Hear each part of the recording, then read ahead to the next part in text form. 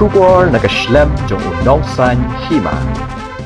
Ka Israel bat ka Hamas kile soy yagajinga te soskular ka bakong san baha bansangi no yagajinga le persha ha Gaza bat ban bujili yaki koy di Israel shaki koy di Palestine.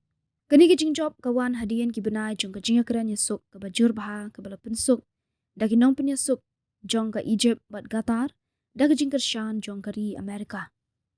Kate gajinga te soskular ka long Shwa ba u president badang shujet jong kari United States of America u Donald Trump.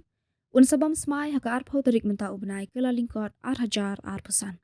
Gajinga le apdeng ka Israel bat ka Hamas kala long ka bashir khay haka baki shipai Israel kila hiyarthma ya ka Gaza hadien baki riu king atyar balayalam da ka Hamas kila hiyarthma haka baki la penyap ya khat ars pa angut ki shipai bat ki riu pat ba bat kila rabor ya palat ars pa san pangut ki nong sya rabor.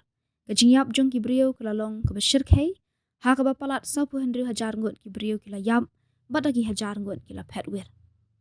Ya kani gajinga te soskular la yi baka de ka sinjam ka bakong san bha ban pun kut no ya ka thama ka bala ne khat san banai ka bala pun julor ya ka Middle East. Kani gajinga sok kala bandai ba u president badang sya jet u Trump ulakan syai halor gajing kwa jong u ban yo ya ka jing pen bet ka bakloy da ka ba maham ya gajing ma ki bakraw la da pelat ya ki nong sya rabor. Unong mi khmat jong u na Middle East u Steve Witkoff ule trailang bat ka kunhun jong u President Joe Biden ban pensuk ya kani gajinga te akular.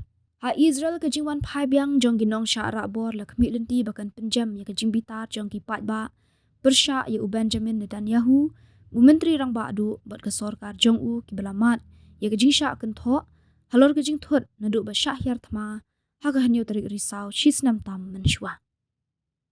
Kani gajinga te akular ka pen iya ka jing kala ka bakraw ka jing long jing man jong ka jinga kan at ka balawan hadian baka Israel kala job ban penyap ikinong yalam ba kli do jong ka Hamas bat ka Hezbollah. U president bala jet jong ka US u Donald Trump ula pen mi ru ha ka Truth Social da ka bakan tho balala banya soy gajinga te akular ban pelat no ya kinong sya rabor.